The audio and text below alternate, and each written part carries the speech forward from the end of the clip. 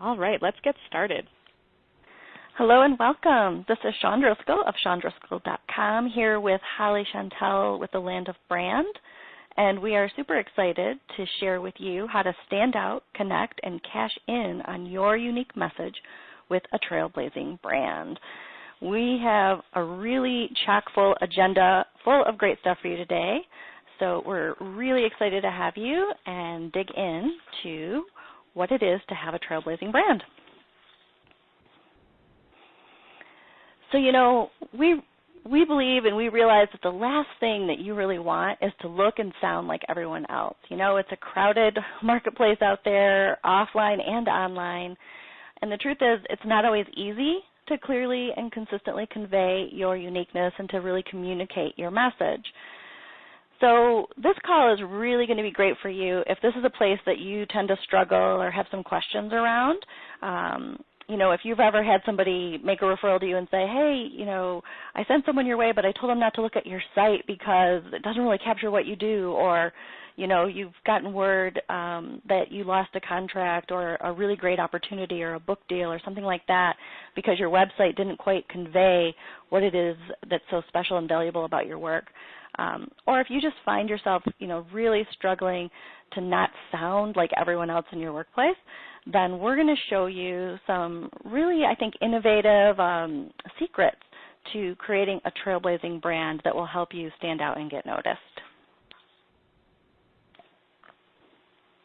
Absolutely. And so what does it mean to, this is Holly, by the way, guys, hi. What does it mean to create a trailblazing brand? Because that's a term that you don't really hear very often.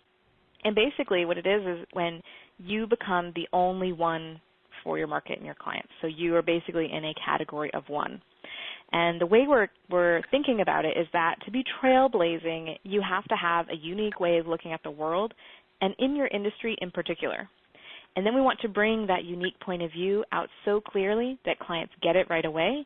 They see the value of what it is you're bringing to the table, and they know that you're the go-to person for that particular service. And oftentimes it could be tempting to kind of hide how amazing you are because you don't want to sound like you're bragging or you're trying to fit in or you're just not sure how to articulate it.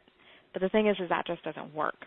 So that's why we bring in this trailblazing viewpoint and this trailblazing way that you're doing your business, and we bring it into your brand.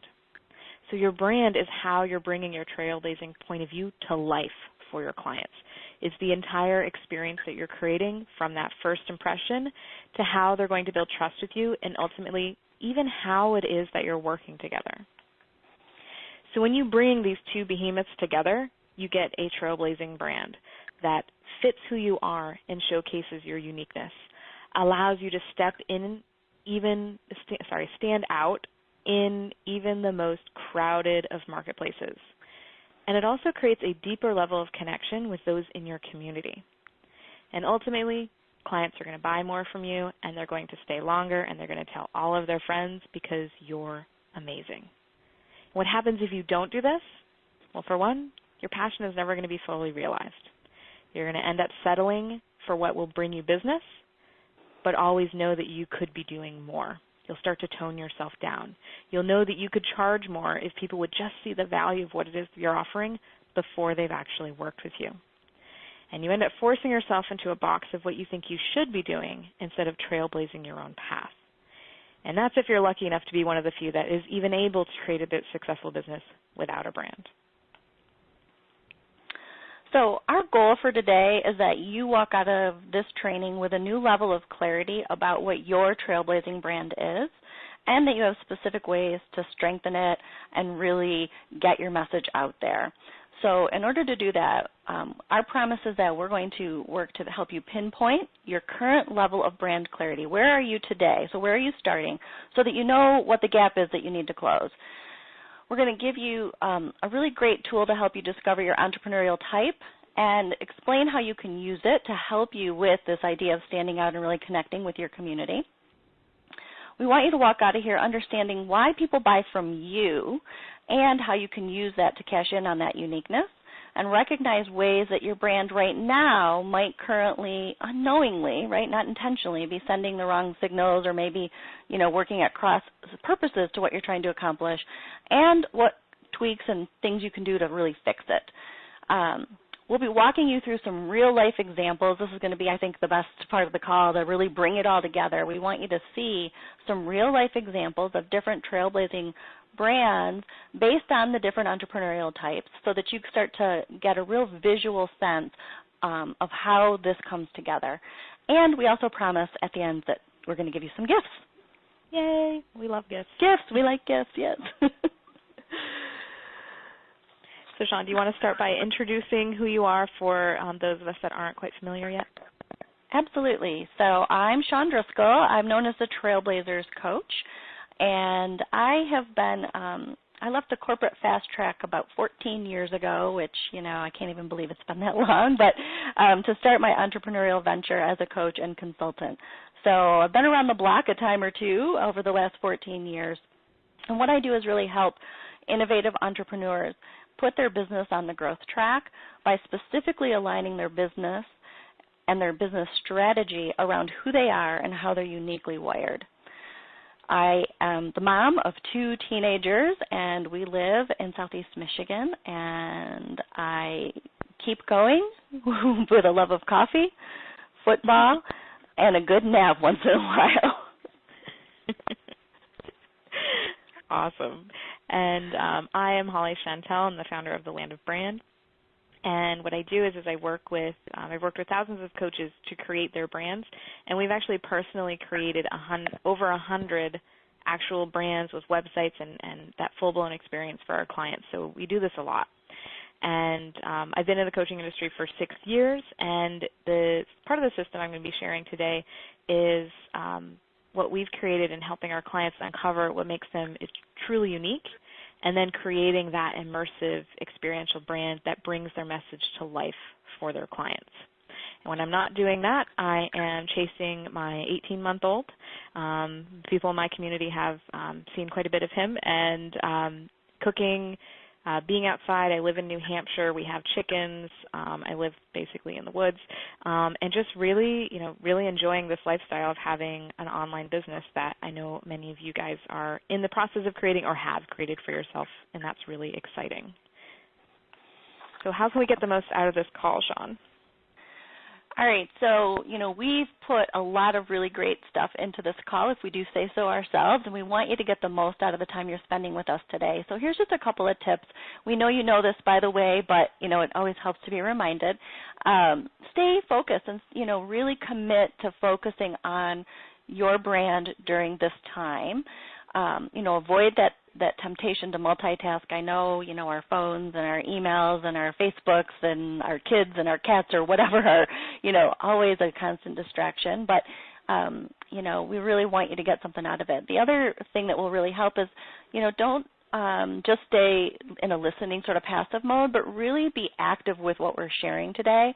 There's specific things that we'll be teaching that you can reflect on. How does it apply to me? What can I do with this? What's the insight I'm getting? So really take notes. Write down the things that really strike you or that, get your attention so you can come back to them later. I think they'll be really important. And then also, as you have questions, note them down. So if you're on the webcast, there's a Submit Questions button right there on the left side of your screen, a little gray button. You can pop your questions in as we're going. We will be doing live Q&A on the call today, but we're going to save that for the very end because we do have a really content-heavy agenda, and we want to be able to get through everything for you in the hour.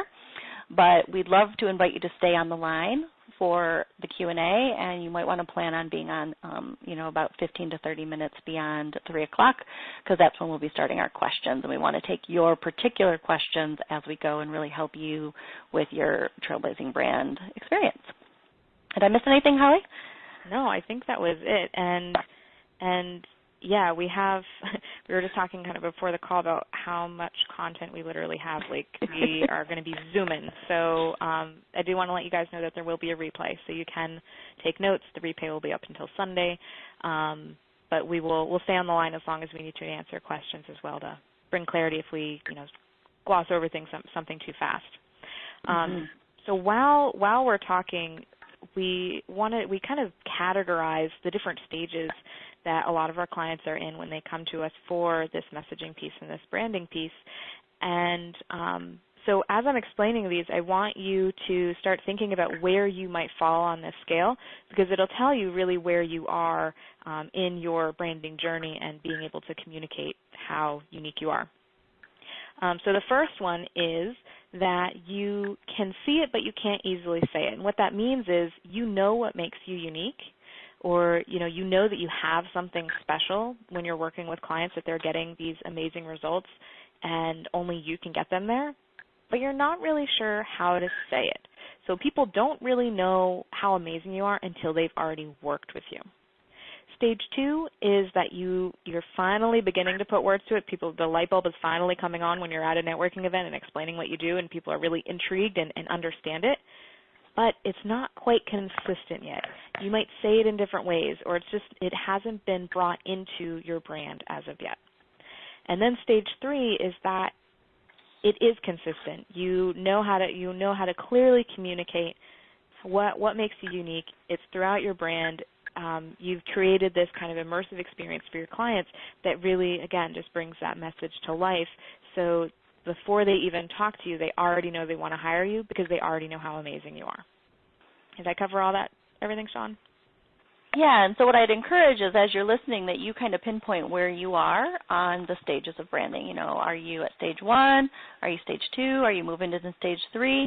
Because that will help you figure out, where do you begin with this process as we go through the rest of the material. So let's go ahead and talk about the entrepreneurial types.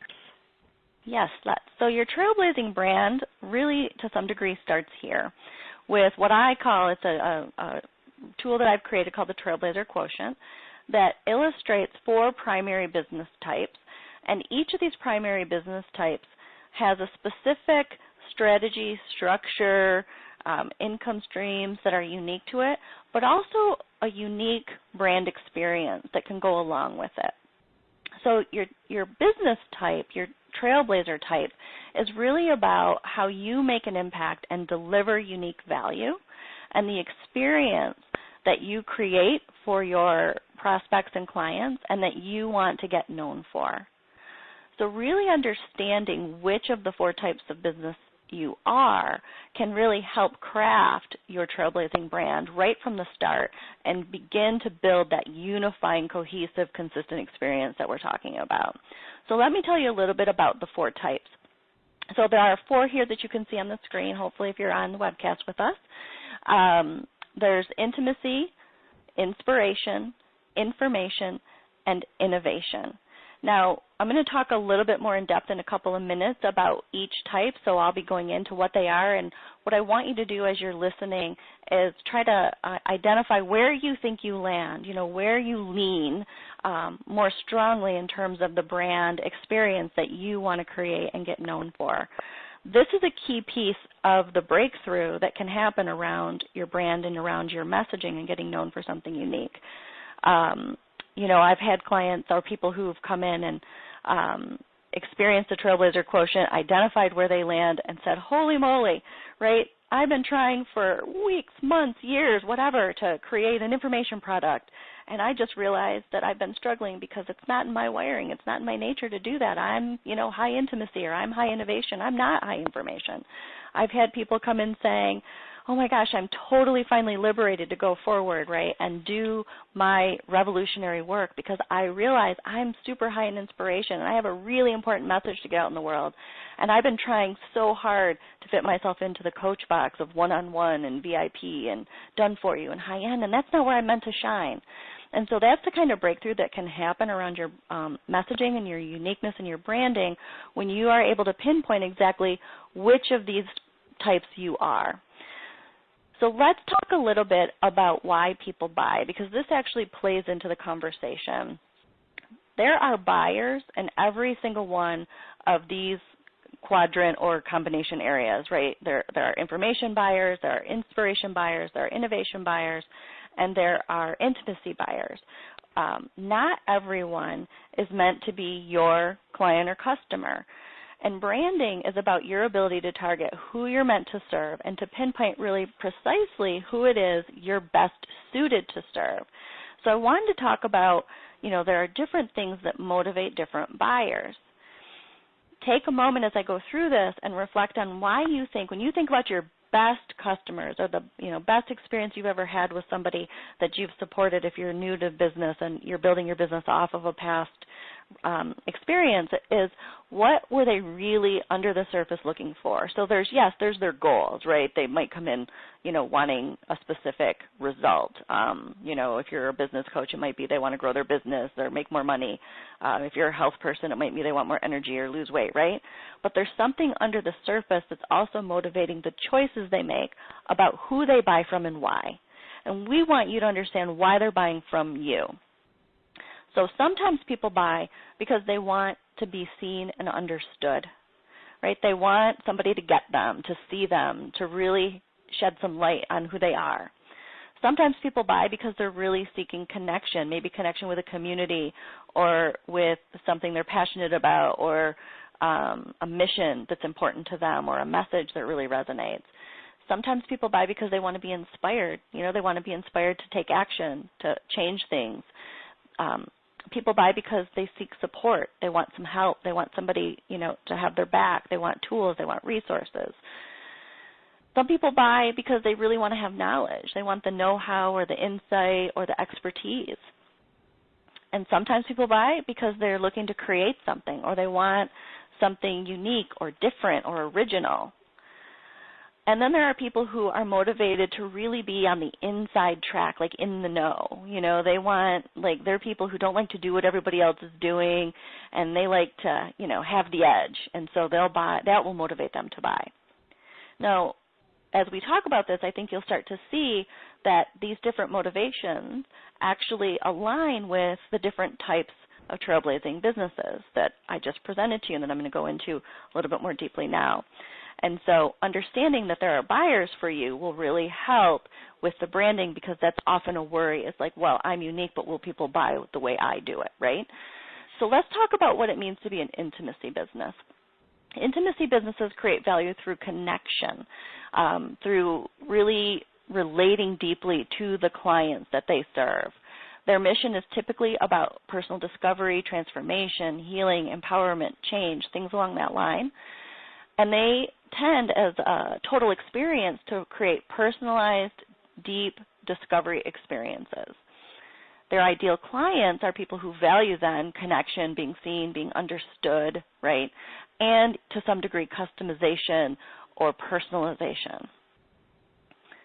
The next type of business is your inspiration business, right? So the inspiration businesses are on a mission often to do something inspiring, motivating, energizing. They want to touch many lives.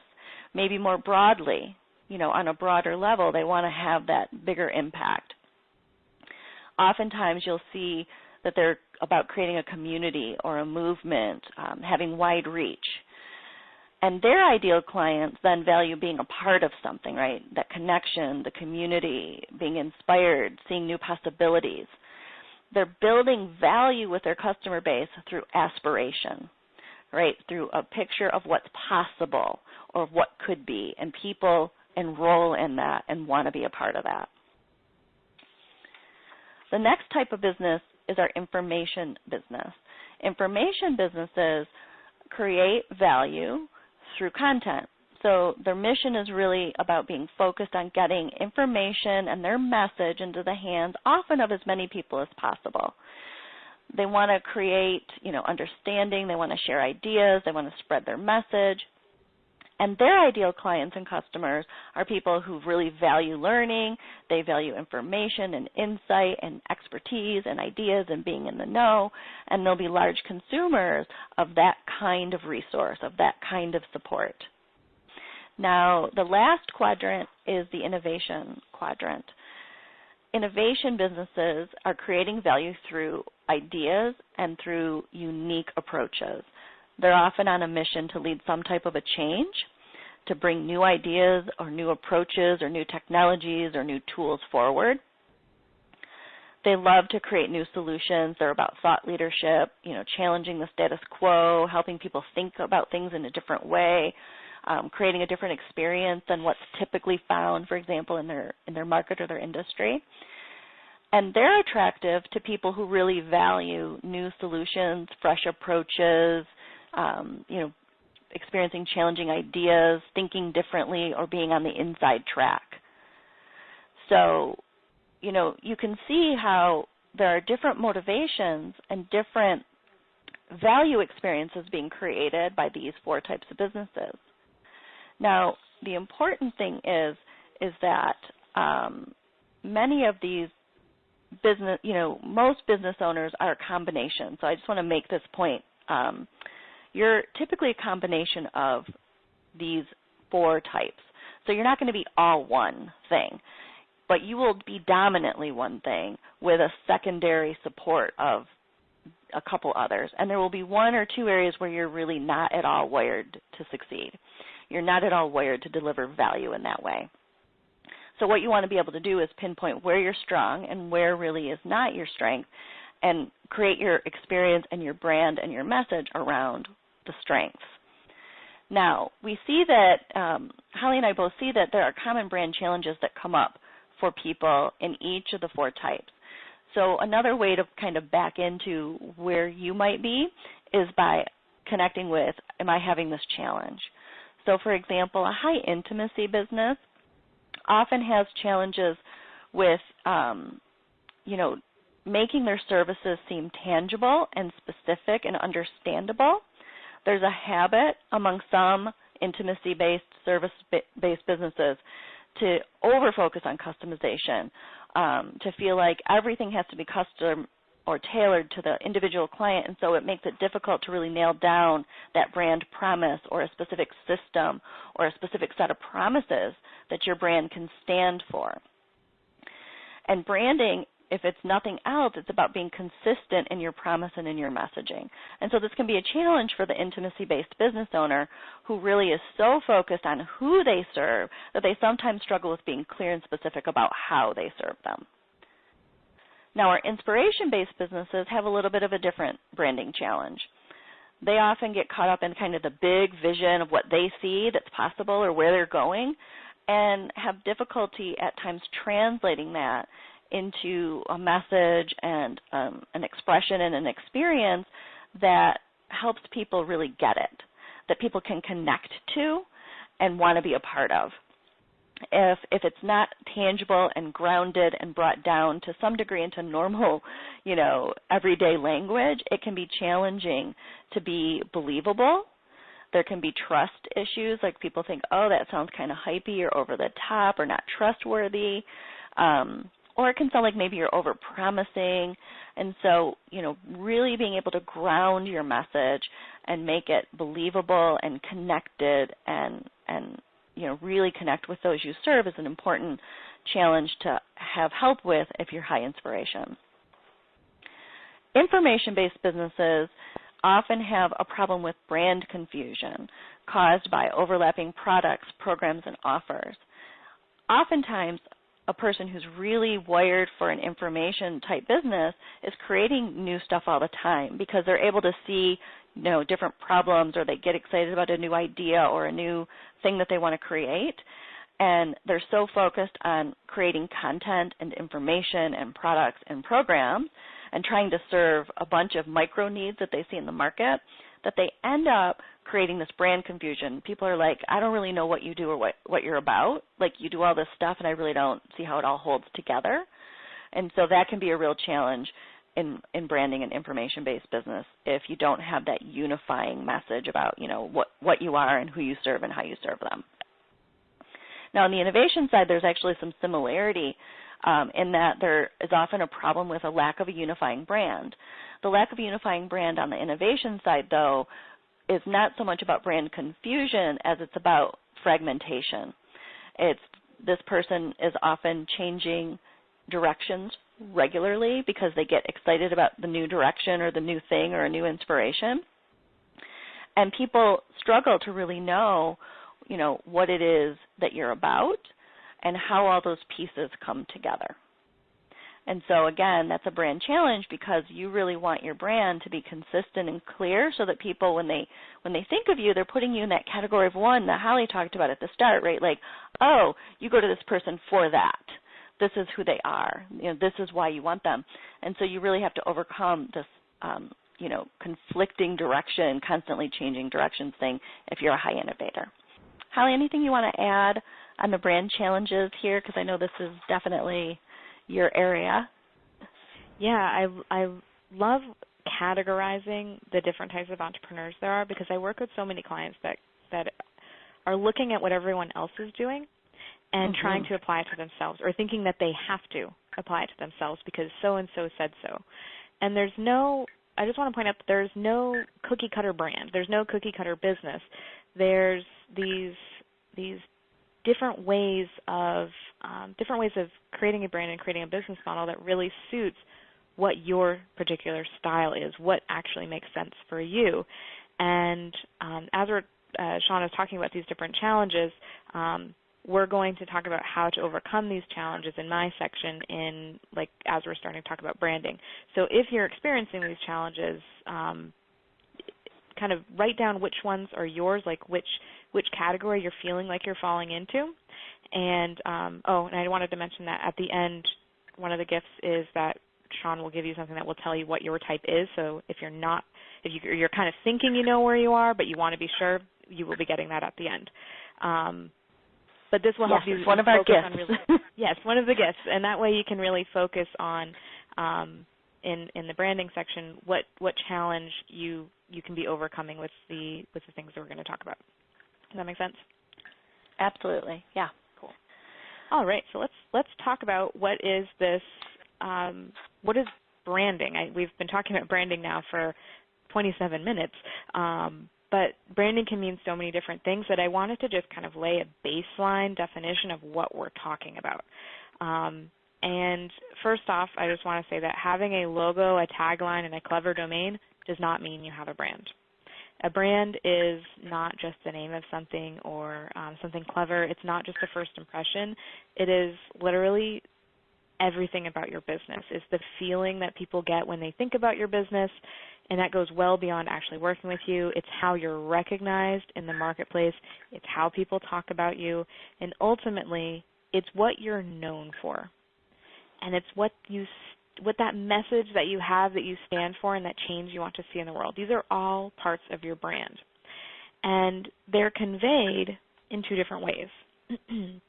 They are conveyed visually and verbally. So visually is pretty obvious. Your logo, your colors, your fonts, your website, your headshot, your business cards, all of those are your visual brand. So the point I wanted to make was that those are not the only part of your brand, because we also have the verbal side of your branding. So that's how you talk about what you do. That's how your uniqueness is described, your message. It's the copy that is on your website, the voice of that copy as much as what it says. What is being shared in your marketing material? So what type of content you're talking about, how you're talking about that content, what viewpoint you're taking when you're looking at these different topics, that's all your brand, because you have a very unique way of looking at the world. You have a very unique methodology, even if you're not quite sure what that looks like yet. And all of those pieces are what make you and your brand what it is. And the best brands are more than just consistent. They use a combination of the visual and the verbal branding to create a feeling. So when we look at this ad for Coca-Cola, Coca-Cola's brand can be summed up in one word. And in fact, when I'm working with my clients, we try to sum up their brand in one word. And then we kind of expand from that. So Coca-Cola's word is happiness. Everything you see in what they're putting out there has to do with happiness. They do these experiential marketing ploys where they'll have one time they had a phone booth in Dubai for all the workers that were in Dubai, and they could pay for a call home with a Coke cap. And it made them feel happy, and it made them associate that experience and that goodwill with drinking a Coke. even if you just look at this ad, yes, happiness is there in the words, but if you just look at the feeling you get when you see the sun coming through the clouds and the dew on the grass and the little ladybug, and just you see the person kind of reclining and relaxing and they're with someone, like it just makes you feel good. And that is the kind of feeling that they want to create with their brand. Has nothing to do with how Coke tastes, has nothing to do with how long they've been around, but they create these touch points of happiness in all of their marketing, and that becomes what you associate and what you think of when you think of a Coca-Cola. So how do you create this for yourself? How could you create this layered brand that really is just exuded in every touch point with your business? And so I quantify it into 3 Ps, and this makes things really easy because they're very simple to remember, but this is the system that we use. And the first one is personality. And being that most of you are probably solopreneurs, this part's kind of fairly easier to pinpoint because your brand's personality is ultimately your personality. It's not like we're taking a product and trying to assign a personality to it and decide how to convey that, though that's totally possible and we can do that. But for most of you, you're going to be your brand. So what we need to do is identify who you are and what your personality brings to the table and the feeling you want to create with your prospects and your clients when they're interacting with you or when they're just interacting with your marketing materials. It's the same thing, and that comes through in your voice, it comes through in the type of wording you use, it comes through in the visual identity. All of those things create a feeling and this emotional connection with those that are experiencing your brand. The second P is position. And this is really the strategy piece. This is probably what you typically hear about when you're thinking of branding, and that's why should people hire you? What makes you different? And I have 3 pieces here that all make up the position, and it makes it a little bit easier for you to explain why you're different. And I call it the Trailblazing trifecta. So you guys can write these down. I don't actually have a slide for it, but the first one is your philosophy. So your philosophy is a big part of your position. This is how you see the world. This is the problem that you see, that you've been called to change, and why you do what you do. So why did you start your business? That's something that people really connect with. The second piece of the trifecta is your methodology. So this is how you go about creating that change. This is the system that you use with your clients and why you do things the way you do. Oftentimes, especially, so just trying it back to what Shawn was saying, the inspiration person. They see the problem in the world. They see this way that they're going to fix it, and it's very big picture. Your methodology brings it down and it makes it tangible. And when you explain why you do things the way you do, it makes sense to people. And that's when they start to trust you and they start to see how your promise, which is next, can actually come to fruition for them. And then the promise is the benefit that clients will have from working with you. So what is the big result? What is the promise that they will have because they're working with you instead of someone else? And then the last P, so that was the trifecta, philosophy, methodology, and promise. Those are all part of the position. And then the last P is the package. This one's a little bit more self-explanatory. It's basically how your brand is delivered to the world. So how you're packaging your content to be delivered to clients, and how your brand is being packaged visually. So that's the visual identity. And so I want to take a moment and talk about the 4 different entrepreneurial types and those challenges that Shawn was saying, and how these 3 pieces will help you overcome those challenges. So first off, with intimacy. With intimacy, you want to create that feeling of connection and that customization, but your position and packaging need to be clear and tangible. So it can be very hard to communicate why someone should be working with you if it's actually too customized. Like you can't actually say what you're going to do with them until you start working with them.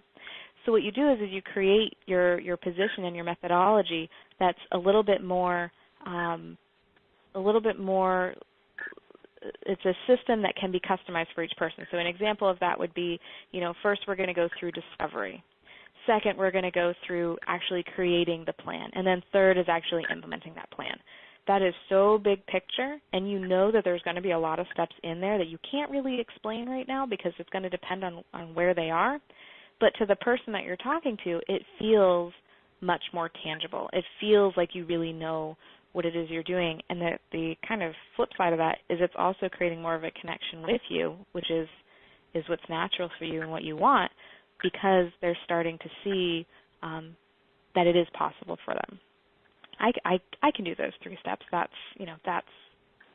makes sense to me, and that's what you want. For inspiration, it's the same thing. And the challenge with inspiration is making it tangible, because your ideas are so big picture, and your ideas are like high in the sky. It sounds like you're promising them the moon. But if you can create the position and the packaging that really makes it very tangible, and they can see themselves taking the steps to get to that big picture promise that you have, it's going to make it much easier for you. So for inspiration, that position is very, very important. For information, you kind of have the opposite problem. Your packaging is there. You're really great at creating content, but you need that through line. You need to have, again, that clear position that ties all of the products together under the same brand. And then the innovation, your challenge isn't necessarily in any one of the P's. So it's not necessarily in the personality, position, or the package, but it's rather that you need to stay consistent, or at least not letting your brand evolve so quickly that people can't nail down what it is you do. So with innovation, you might create a brand, but then the next week you find a better way to explain it, and then the next week you find a better way, and before you know it, you're back to kind of jumping. So with innovation, what sometimes helps is to create a umbrella brand that really captures the big picture message that you have, and then allowing yourself to, so that part stays really consistent, and then allowing yourself to, maybe write blog posts or play with the content in a program that goes into that deeper level of explaining something, or allows you to talk about a different topic, as long as it's always tying back to that bigger umbrella brand. And that allows you to not tone yourself down, but still really keep yourself consistent so that people start to recognize your brand. Do you have anything to add to that, Shawn, before we actually start looking at websites?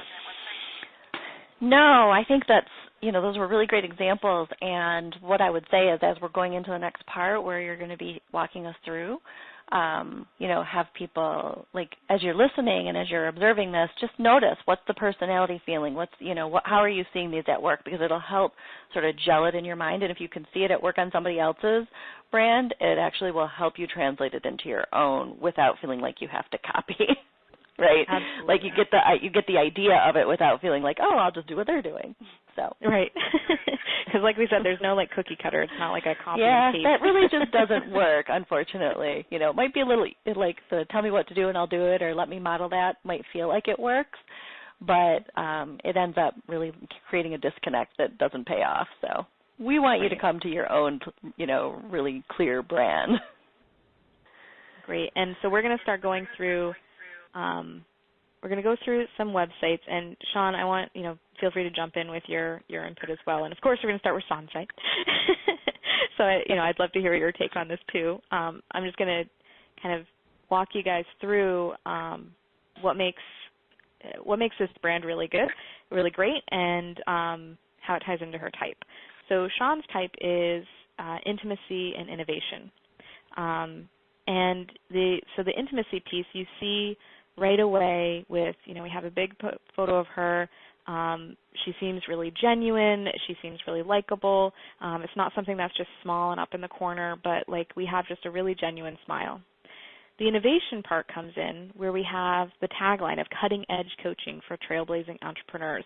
It's showing that she's not boring. She's not doing the same thing all the time. It's like we're staying on the cutting edge, and we are trailblazing. And then the intimacy comes back. This is like the intimacy slash innovation pieces like combined here with the TQ, the trailblazing quotient, because the trailblazing quotient allows her to customize her programs to the person, so that it's really high touch, it's really intimate, But because she's created her own system and she's created her own term that she's branded, that really shows how innovative she is, and that's where that piece comes out. And then obviously you see, like, just as far as like the visuals are concerned, everything's really consistent. If you look, at the slides, they had her logo in them in a very subtle and cool way. So it's not that hard once you have a brand to bring that consistency through everything you have. Did you have anything to add to that one, Shawn? I know this one's close to you, so.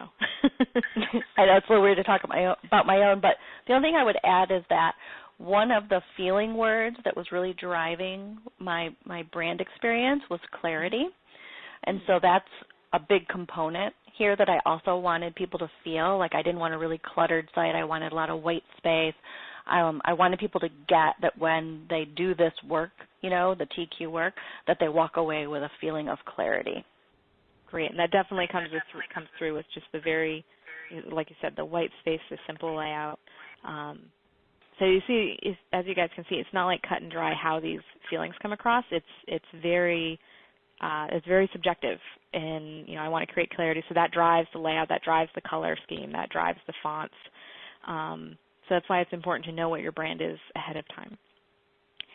So let's look at an inspiration site, and you guys have all probably heard of Marie Forleo because she is probably one of the ultimate inspiration entrepreneurs. And so Marie is probably the only one that could ever get away with the promise of get anything you want, because that is so incredibly vague. But because she has created this amazing brand around herself, and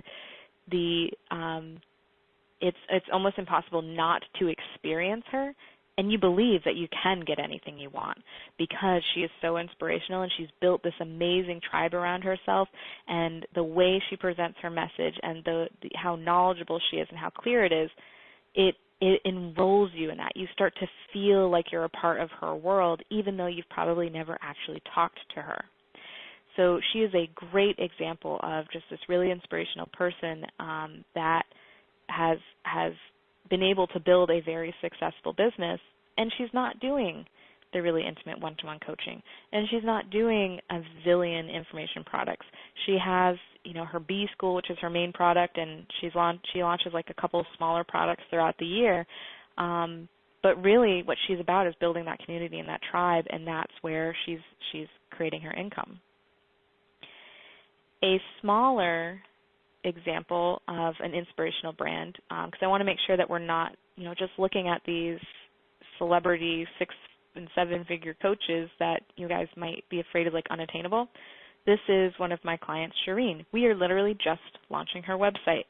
So she's not a celebrity brand, but she's a very inspirational person, and she doesn't want to work with people one-on-one. She wants to create this tribe around herself and host retreats and do speaking and like big picture training, because she has such a strong message for women that have undergone bariatric surgery, that they are so brave to have done that, and that their life does not have to continue to be riddled with serial dieting. It's like after they've gone through the surgery, they need to be able to be free of that and to live, be able to eat what they want without, all the baggage that comes with it.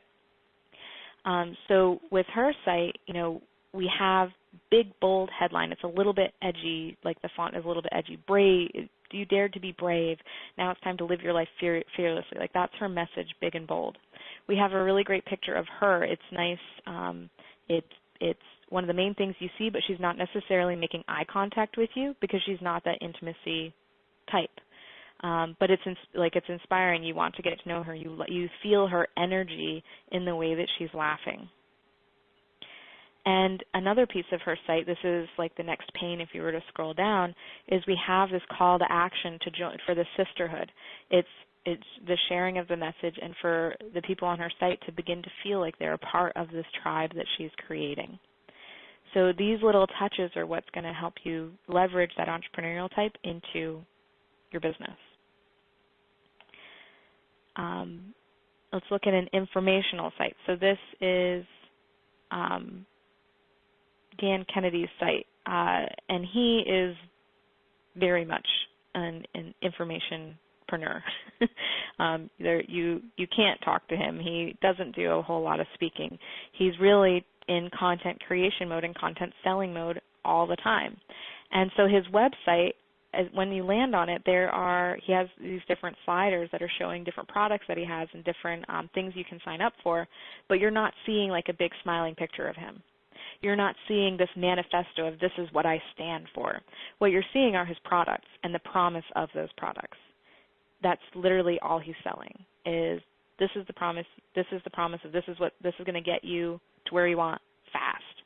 And the imagery that we're seeing is pictures of products, pictures of guarantee, pictures of what you're going to be getting out of the programs.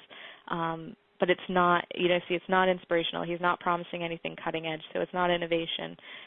It's not intimacy because he's literally just communicating on a mass scale through email. So that's a good example of really pure information. And how am I doing so far, Shawn? Is there anything you wanted to add to either of the previous sites? No, I think you're great. I may have some color commentary at the very end when we've gone through them all, but keep going. Okay. All right. So next, let's look at, again, I wanted to bring it down to someone that's not really famous. Jeanette is a client of ours that is information. However, we did want to create a very personal brand. That's why you do see the headshot of her at the top looking at you. But that is not the main focus of the website. And as you were to click through these different pages, there's not a bunch of pictures of her or anything like that. We're creating a relationship with her as an expert so that her products are that much more credible and valuable.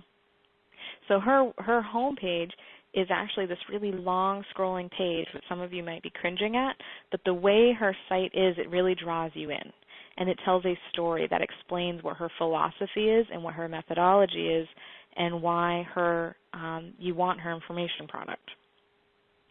And so this is another piece that you can see as you're scrolling down.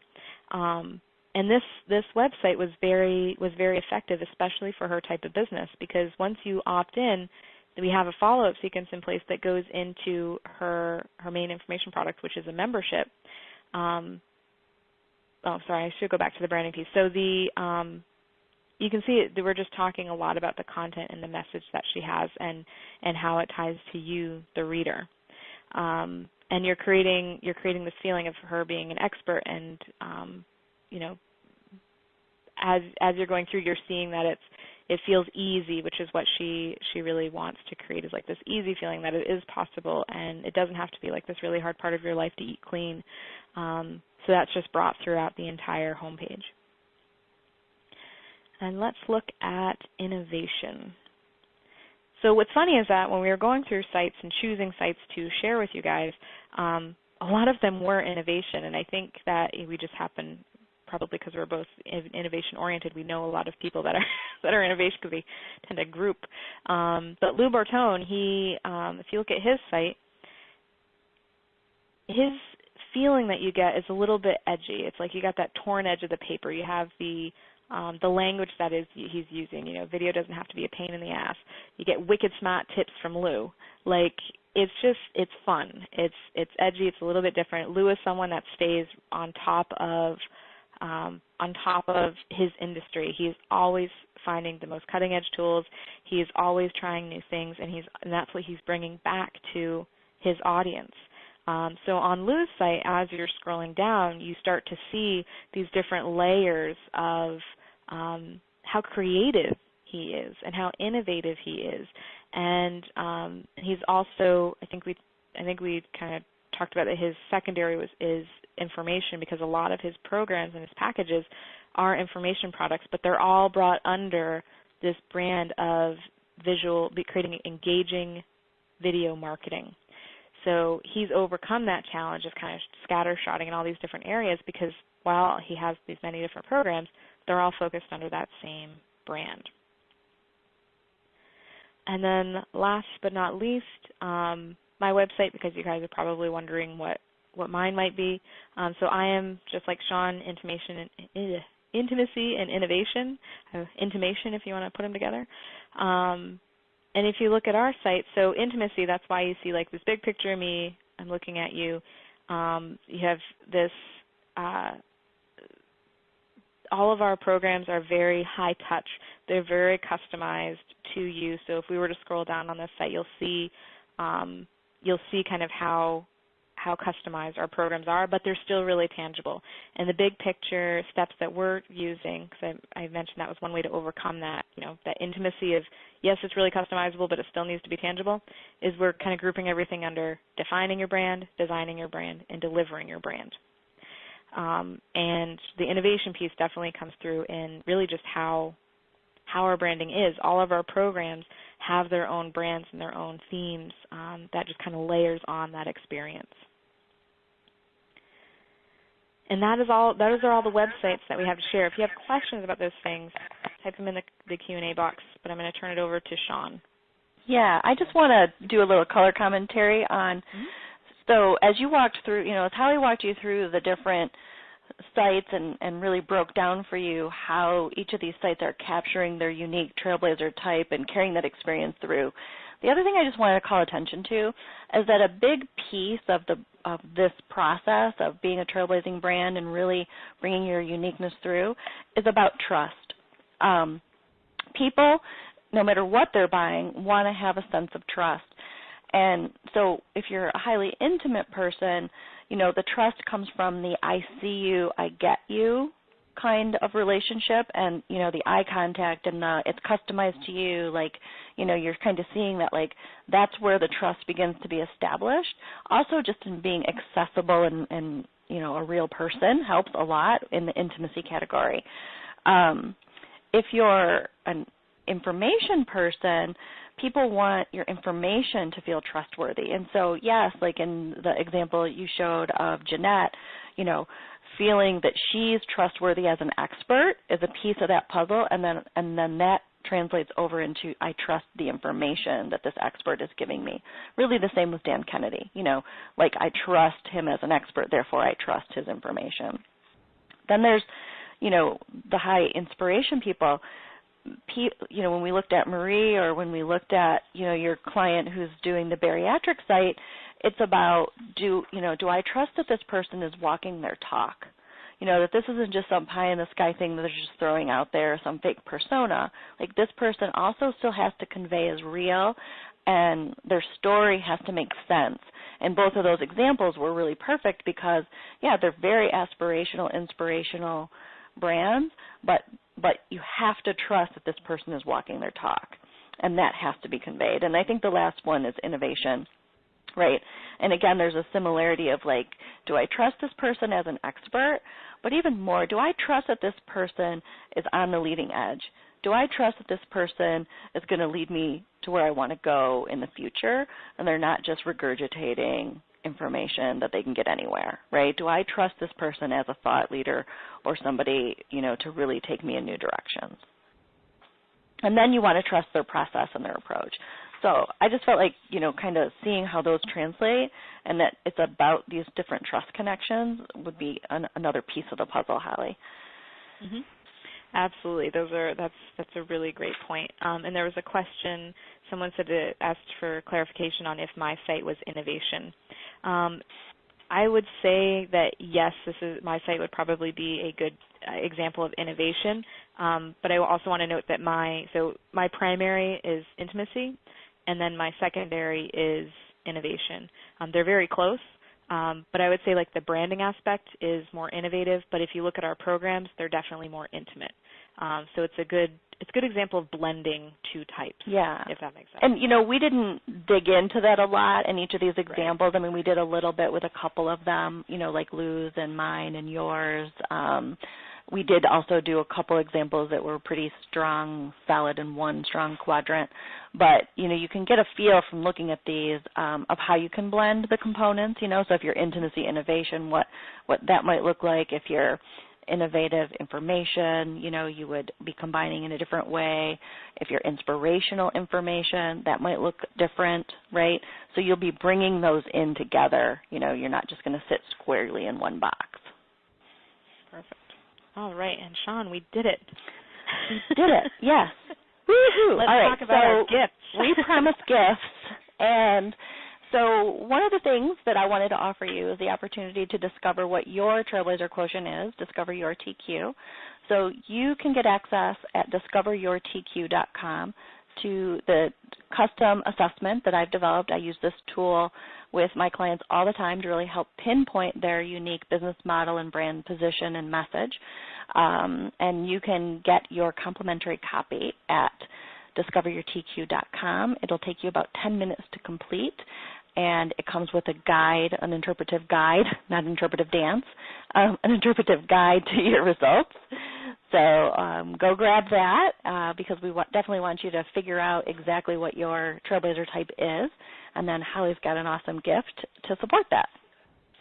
Yeah, so my gift is if you're struggling with some of the things that we've talked about today and you're noticing that you're having these challenges, or if you just know that it's time for you to create your own trailblazing brand, then I would invite you to book a brainstorm session with me.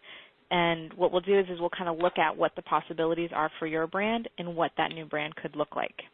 So you can get that at www.thelandofbrand.com/brandstorm. And the first 5 people that apply for that will also get a free website review. And I just want to kind of talk about who should be applying for this. So this is for people that are really passionate about their business and they want a brand that stands out and communicates their uniqueness. You already know what your business is. You are already really passionate about what you're doing, and you just want to make sure that that's coming across, or what makes you unique is coming across. You want to not just have clients, and you're not just looking to make money and have clients, but what you want is a tribe of raving fans that will work with you over and over again. You want to create that community around your business. And you're committed to taking action on your dreams and getting where you want in the next year.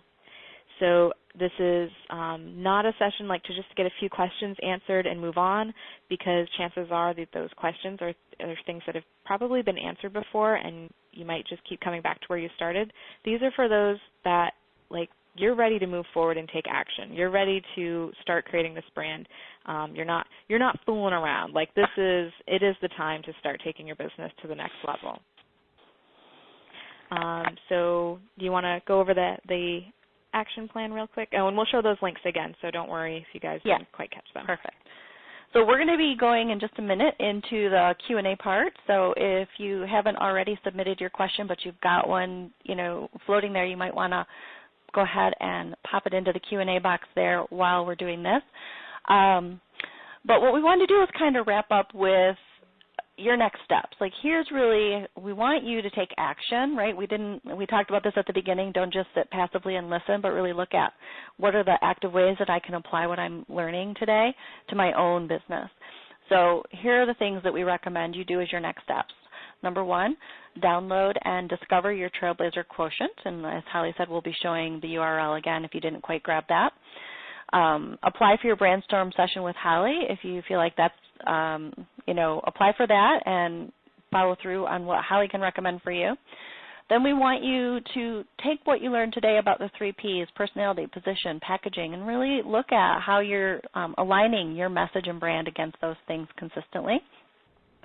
And then implement, right? It all comes down to action and implementation, really applying what you've heard today and, not just letting it be an exercise in contemplation, which, we all like to do sometimes, I think, right? Journal about it or make notes and sketches, right? But, really take some action, really implement. This is your invitation to be bold, to stand out, to connect with your community, and to really own your trailblazing brand. And we really encourage you to take the bold steps to do that. Absolutely. So well said, and I hope that you guys really do take this to heart and take action. So if you have questions, you can either dial *2 to raise your hand. I know not everyone was able to get on the lines. So if you're in the webcast, then on the left-hand side, just type in your question with the Ask Question box, and we will peruse them. And meanwhile, we also have the URLs there if you missed them. Yes. I don't see any hands raised, so let's go ahead and go over to the Q&A box. We have a bunch of questions here. Bunch of questions sitting there. All right. Yeah. So Claire asks, are testimonials on a website a good idea? Do people actually trust them? Absolutely. So to speak to what Shawn was saying about trust, testimonials are a really great way to build that trust because it's not you just talking about what you do great. It's someone else talking about it. And bonus points if those testimonials speak to and reiterate that uniqueness that you're trying to bring across with your brand. Like those are the types of testimonials that you put on your website. I'm sorry, not your website, your homepage, because they speak to, communicate that uniqueness for you on your behalf. Anything to add to that, Shawn? Well, she was asking about the trust thing, and I'll say, yes, in the marketplace there may be some skepticism sometimes about testimonials, but they're more trustworthy and people trust them more than the absence of testimonials. Right. So that's all I'll say about that. Someone asked if there's going to be a replay. Yes, there will be a replay. It will be available until Sunday. And then Eliza asks, part of my uniqueness is that I offer critical info or slash approach not found in traditional advice. People often aren't aware that they have the problem I solve. What are your thoughts about educating or raising awareness within branding? She says she's number one, information, and number two, intimacy. Would you like to tackle that one first, Shawn? Yes. So she's number one, information, so that lends itself really well to a more education-focused brand. It sounds like there's a nice dose of innovation in there, in that the information is, sort of off the beaten track, not what everybody else is, offering in traditional advice or whatever. So the challenge, though, is that, you don't want to club people over the head with the fact that they have a problem, because the best buyers are the people who already know that they need some help.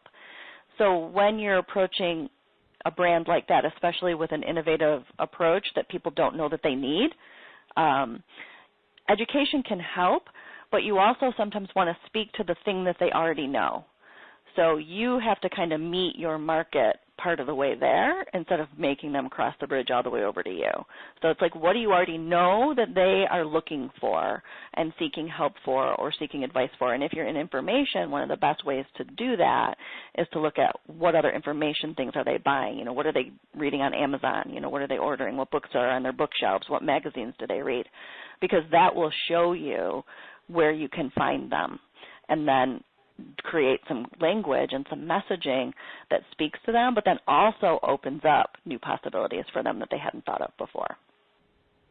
That's a great point, that bridging the gap between what they know they need help with and the problem that you're solving. Definitely. Yeah. And that can be a challenge, for high innovators. I mean, even though that's not her primary business model type, it sounds like there's an innovative component. And so sometimes when you're offering a solution that's new and people don't know that it exists or they don't know that they need it, that becomes the challenge. So you have to meet them where they are and then help take their hand and show them, here's what's possible. Did you know this is possible for you? Yeah. Right. And Sherry asks, how do I find out if I'm one of the first 5? Yes, you are one of the first 5, Sherry. I saw yours come through. So you do get a website review. and I assume, Holly, you'll be answering people by email, right? So yes, I'll be emailing everyone. Find out it's funny, I saw her name come through first, and she happened to ask that. Okay, so here's some questions. Okay, Carol says, I offer 2 different services to what is usually 2 different markets, and I believe I've identified what makes me unique in both services and markets, but I find it challenging to formulate a unified brand and message.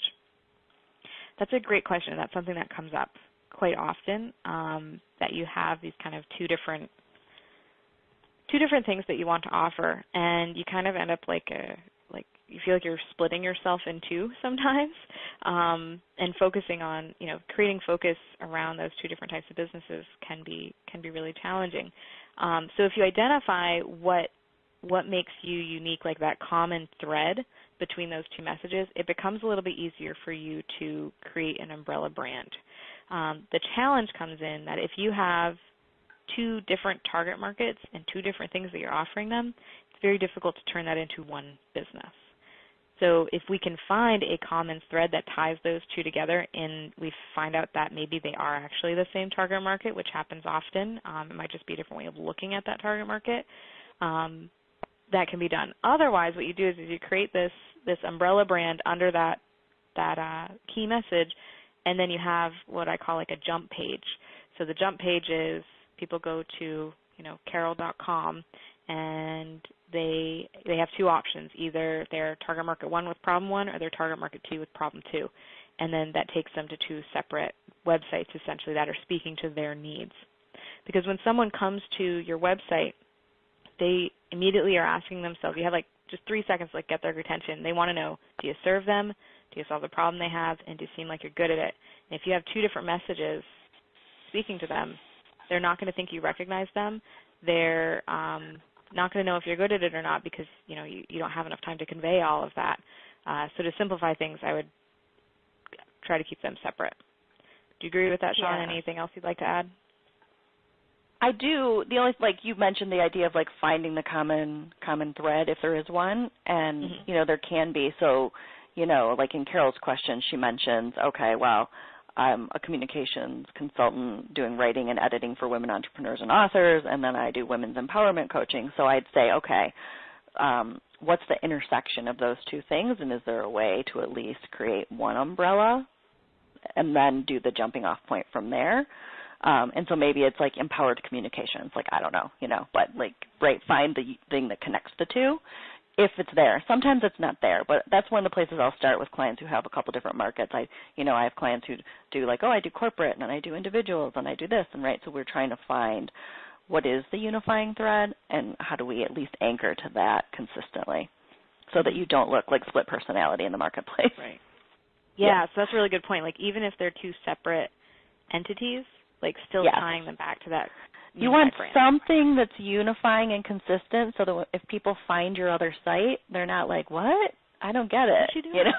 What? I thought she was this. Now she's that. That can kind of create an experience that isn't what we want. So however we can try to, find a unifying message. And my belief is it's almost always there, right? Because you're you, so there's something in your experience that you're drawing on that makes you want to serve these two markets and do these two different things. Great. We just want to try to find that if we can. And Sonia has a great question about how do you start talking about something new and different? So she's taught about a particular topic for a while, and she wants to move into taking that topic a little bit broader and kind of with a whole new message. And the question is basically, how do you make that transition? So this is something that it can happen over time. It doesn't have to happen overnight. But you've built this really great tribe around, we'll say business number 1. So it's business number 1, your first business. You've built this tribe, and chances are within that tribe, because your business is still the second business that you're creating is still relevant, chances are there's people in that tribe that need that second offering. So it would be a really good idea to test that market and maybe survey them and see if they are interested in idea number 2 and making a really targeted offer to those people. You can also just transition the brand, and I realize that being vague is really not helping this example. So I'm going to dive in a second, so you finish. Let me back up a second. So Sonia teaches sewing. Yes. And sewing patterns, and she wants to move into helping young women build talent and self-esteem, not necessarily in sewing, but in anything. So what you can do is start taking that subject matter that you're teaching in sewing and start expanding that into this other area of just building talent and self-esteem and using your sewing as an example. It's actually not that much of a transition, and you'll start to attract new people that want the just developing talent and the self-esteem piece, but the people that you've already built a relationship when you already have a tribe around the sewing, they're still going to resonate with that new message because it's not completely out of the box. You're not completely changing directions and now I'm learning, I'm teaching how to, bulldoze trees or something random. So just starting to add that layer of message of self-esteem to what you're already doing is going to help you make that transition. What else would you add to that, Shawn? Well, I think hers is a really great example of, backing up, like needing to kind of back up from your message and break it down a little bit. And so like in her example, there's 3 components, right? There's who she wants to serve. In her example, in her question, she said she wants to serve young women. Then there's what she wants to offer them, what she wants to do for them, what she believes in, what she stands for. And that was really about, building self-esteem and developing a talent, right? So that's the what. Like, okay, for young women, and the what is developing self-esteem and talent. And then there's the how, right? The how that supports that. And sewing is a piece of that puzzle, but also, it sounds like there might be other components of how she plans to help these young women develop their self-esteem, through talent. So sometimes if you can break it down that can help your message. And in her case, she says, I've been doing this one thing, but I envision so much more. And it sounds like the vision is leaning towards kind of a broader messaging. So you want to kind of go into that what. Like, okay, I'm going to lead with the developing self-esteem message more and less focusing on the tactics of how, like the sewing, right? The sewing is just like a tool in the toolkit for how. So I don't know if that helps, but I like to kind of break it down and look at, okay, who are we serving? What are we trying to get, where are we trying to get them? What's the outcome? And then what are the tools or the how that we're going to get them there, part of the, process. Great. Good answer. And Siobhan says, how do I communicate my expertise without sounding like a smarty pants snob? A smarty pants snob. Yeah. I'm like so that. great, you want me. Right? Exactly. So chances are, a lot of people are worried about sounding like they're bragging or that they're like the smarty pants, this holier than thou kind of thing. But chances are, if that's not your natural personality, that's usually not how you're going to come across. And that's why developing your personal voice and understanding your personality and the feeling you want to create with your brand is so important from the get-go. Because when it's really that natural you that people are experiencing, it's almost impossible for them to perceive you in a different way. So my advice to you would be to, talk about your expertise like you would to your friends, and see if they sound like you, if they think that you sound like a know-it-all, or if you sound like someone that's really coming from a place of supporting them and wanting to help them. Yeah. I mean, I think it's really about the difference, Holly, between confidence and arrogance. Like if I totally just were to break it down, right? You need to come from a place of confidence. Like, I believe in what I do, and I believe in you as a client, right? I believe I can help you. That is a far cry. That level of centered confidence in who you are and what you can do for someone is really a far cry from arrogance. But a lot of times we back away from confidence for fear of being arrogant. And then that sort of diminishes and weakens the message because, listen, people want to be led. People want to buy from people who they trust and who they're confident in. And so it has to come from within you, that confidence, and to your point, if that's something that you're fearful of, odds of you actually ever crossing over the arrogance bridge is probably pretty low. Yeah. The fact that you asked this question probably means you're not going to. You're probably safe. Yeah. Good. And okay, this question actually is very. I didn't already ask this question, did I?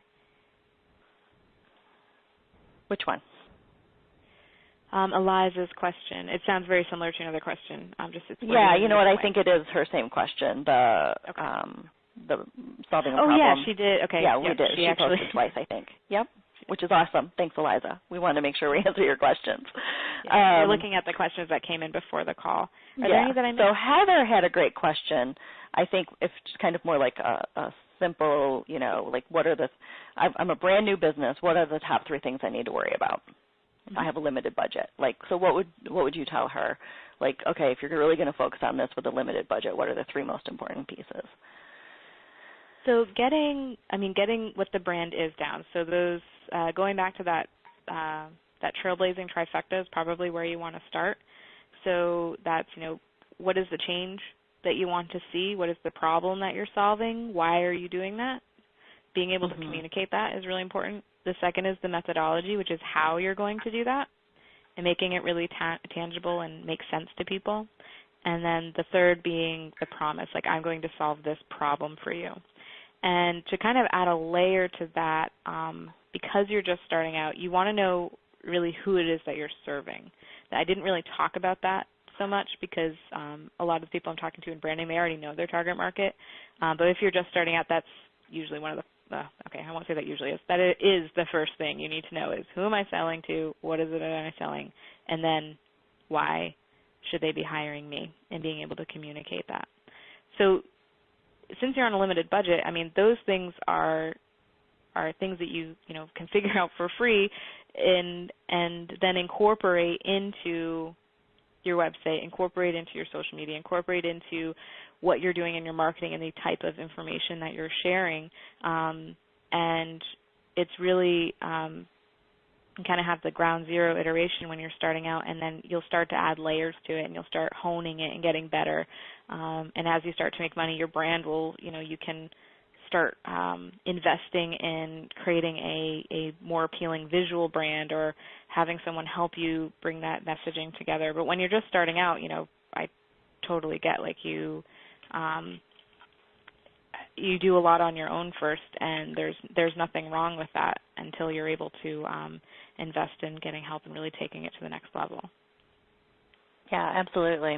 And that actually ties into the question George asked about which comes first, the product brand or the discovery of the need, desire, which I think is kind of what you're saying, like, you got to start with knowing who you're really here to serve and then move into, okay, what's the problem I can solve for them, what's their need, and, what's the system and the way I want to brand around that. Mm-hmm. So would that be the flow that you would kind of recommend, like which comes first?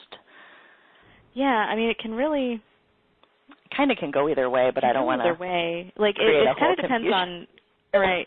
Well, let's try to make it easy. So, it really depends on how you are starting your business. If you are starting your business just because you want to be an entrepreneur and you want to, it's just because you want to have a business, then I would start with the target market first. Find a target market that you enjoy working with, and then find a product you can bring to them. If, on the other hand, you feel like you're being called to do something in particular, like you have this passion, this desire to do something particular in the world, then you start with that and developing what that is, and then finding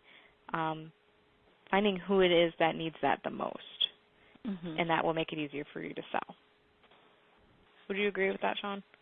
Yeah, and that's why I was like, you can kind of start either way. I actually think that a lot of the people that we both serve are going to start from, something they're clear about, like I have a product, right, or a service that I want to offer the world, and now I have to figure out who it's for, as opposed to, sort of being more detached from it and kind of looking at it like, okay, opportunity, I'll go build a business around that, which is a legitimate path to entrepreneurship. I just don't find it often in my tribe. Right. Yeah. And that's true for me too. Yeah. I think it's probably because we work with a lot of coaches, and coaches are they're called to do what they do most of the time. Like it's usually just like this underlying passion, or they've had this experience that is really important to them that they want to help other people create. Right. And I get a lot of consultants and, people who came out of corporate and are bringing some of their expertise over, and typically they saw a need before they ever left their job. They saw some mission or some need or something that they wanted, right? So it came right, so it can go either way, but it's usually because there's some passion about making something happen. Right. So I'm looking at Neil's question. I realize we missed that one, and it's really long, so I'm trying to read it and grasp what the question is in there. So my sense of this question, having briefly scanned it here just a minute ago, is that Neil's situation is that, he works for a company that's already branded, but within that structure, he's trying to position himself a little bit more uniquely, as in a certain way so that he can attract people to his particular business. So like maybe it's like a franchise or a license situation, right? So how can he convey his own uniqueness and get people coming in more, through, because he's not in control of the big brand, but he's certainly in control of his own brand within that structure of a licensed or a franchise type thing. Can I start this one off because I do this Please a lot do. and I love it. Yeah. So, so I am a Book Yourself Solid coach, which some of you guys may have heard of. It's Michael Port's system. I also used to have a direct sales company. I was in network marketing, and in both cases, I was working under an umbrella brand that was not my own, and creating my own brand within that, so that people would come to me instead of another Book Yourself Solid coach or instead of another representative of this company. So what I found was it's really not that different than creating a brand for yourself. You're still going to take your unique viewpoint, your unique feeling that you want to create for people. You might add your own methodology or your own angle for looking at things that's going to make you different than other representatives. So, for example, with Book Yourself Solid, that's a marketing system. It's about getting clients. What I did was I took that system and I applied it to website design, because when I first started out, I was just doing website design. So when someone was hiring me to do websites, I would also talk about the Book Yourself Solid system as an added layer of credibility. And so I took that umbrella brand and I kind of leveraged it as more credibility and a jumping off point for my own system, and that was how I differentiated myself. In the direct sales company, which is a little bit different, is probably more applicable to what you're doing, is, we had all of these different representatives. There was, a bunch that lived right in my town. And so what I did is I chose a particular angle of why people should be coming to my parties, because, I was just flippin' funny and fun and just create this really relaxed atmosphere, and just had it was like, if you want a good time, then have me come to a party for you, because I'm a riot. And I know I sound like one of those smarty pants snobs, because I'm not actually really that funny, but when I was presenting, I was. But that was what I became known for. So that was definitely more leveraging a personality piece. And I created a website, which no one else had in my company, and I was booking 2 to 3 parties a week just from my website, because I became known for that. So Neil, to answer your question, think about how you can differentiate yourself from those representatives. How can you use your larger company as a point of credibility, because people are already looking for you. So people are already looking for you, and then why should they be working with you instead of the other John Smith that's also offering the same thing? And I don't know, depending on the rules, you may not be able to create an entire website, but you can at least, in your bio, in the description of how you do your services, in those listings that you might be using, you can describe what that difference is, and that will make you stand out head and shoulders above everyone else, because hardly anyone else is doing that. Awesome answer. Thank you. So does that cover all the questions, or do we have any more coming in, Holly? I think that is it. Claire says, one more. My business will be a healthcare podiatry business. My uniqueness is intimacy, which I want to develop and focus on, but does this create conflict with being a healthcare provider? It's a very intriguing question. How would you answer that, Shawn? I'm curious about, which I obviously can't ask her unless she wants to post really quick, why she would feel like it creates conflict. Because healthcare ultimately often is a highly intimate business, right? It's, patient-centered support, right? Patient-centered care. So it shouldn't create any conflict, truthfully. It actually should be a nice alignment. That's what I was thinking, too. That's why I was like, this is an intriguing question, because I don't. Yeah. But it actually kind of speaks to a bigger thing that I see happen when people go through this process of discovering their Trailblazer quotient and kind of figuring out what type. And so I'll just address it super quick. Quite often we look at, I'm this type, and we actually think that, the opposite type, something we're not, is where the money's being made or where we should be. And the truth of the matter is, I'm going to go back to what I said at the beginning, there are buyers in every quadrant, and there are people who want that, right, in every quadrant. So in healthcare, in podiatry, there are people who want to be seen and understood and be heard and be listened to and be cared for in a customized way and not be shuttled through the system like a number, right? And so you just want to really embrace that part of you if that's really what you are. So I love that. And also, I think like another underlying message there is don't let your type feel like you're putting yourself in a different box. Like that's not what yes. this is supposed to Yeah, do. it's just to really help you, have some clarity and some direction and to some permission to say like, oh, I don't have to do these other things that are out of type for me.